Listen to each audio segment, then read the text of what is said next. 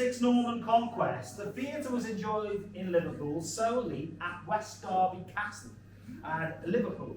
There was a place there called Juggler Street. No prizes for guessing what kind of street theatre went on there. And then the Stanleys, the Earl of Derby in the 16th century, they were devoted patrons of the arts, and they would give performances for their guests here in Liverpool, at the Tower of Liverpool, while they were waiting to for the tide to settle so they could go over to the Isle of Wight. Isle of Wight, yes.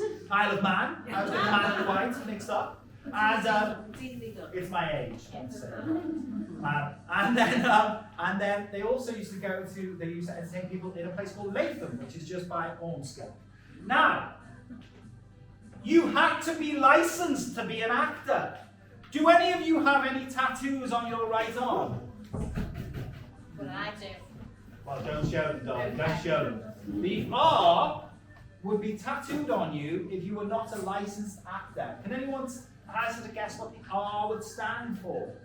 If you weren't licensed, you weren't allowed to be acting. You weren't licensed by one of the nobles.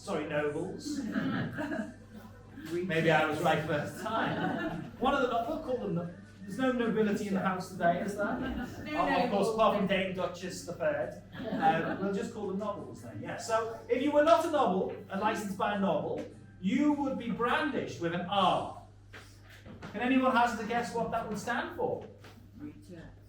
Reject? Hold on. Why did you look at me when you said that? Give the guy a complex.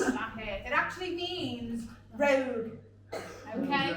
Maybe that's where Lovable Rogue came from. And you're You must have met me. Oh, yes, no. Maybe, didn't Fanny play in a play called Lovable Rogue?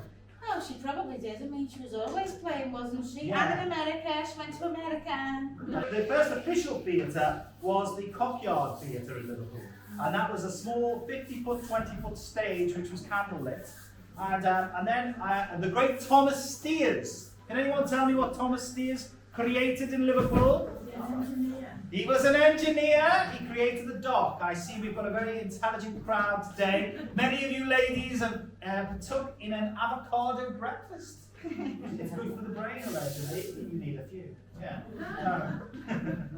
Anyhow, so Thomas Steers created the first ever theatre called the Old Ropery, and this was where Brunswick Street, where the old castle of King John used to stand. I believe the Queen Victoria is now there. Yes. Queen Elizabeth Court. The Queen Elizabeth Court, that's correct, yes, and there's the statue of the Queen Victoria. Have you all seen that Queen Victoria statue? Well, it's a very interesting statue. She's very big. She is, she's big in that area, I'm told. So anyhow, the only recorded performance from the Old Ropery was by a theatre company called the Small Alley Theatre Company, who were Irish, and they performed. That's the only one that's recorded. We're now in the Unity Theatre, so we're going to fast forward to the 1980s. This is a wonderful theatre, but the roots for the Unity go back to 1895.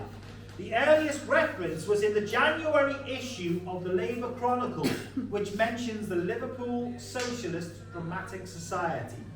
Now, this was a group of left-wing artists and activists, and they were being formed all around the UK, known as the Left Hook Theatre Guild.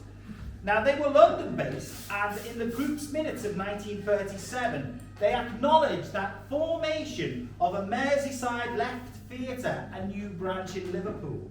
And a lot of the early productions of the left theatre were anti-war plays, fundraisers to support socialism, and Spanish fight against fascism. And it wasn't until the 1980s that they moved. The 1980s, they actually settled in a home.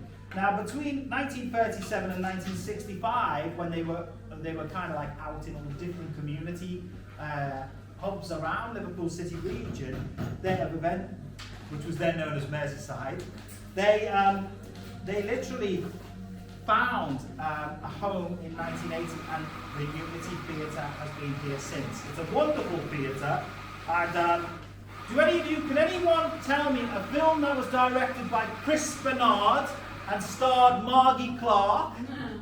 Anyone? Letter to Brezhnev. How many of you haven't seen that film? Right, listen, tonight when you go home, forget your streaming devices and your wireless. What you need to do is go on the YouTube and have a look at the film Letter to Brezhnev. It's an amazing movie.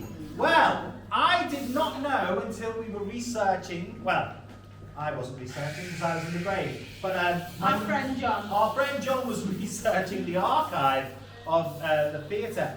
Letter to Brezhnev was originally a stage theatre production before it was a film, and it was actually staged here in the Unity, which is fantastic. It used to be a synagogue.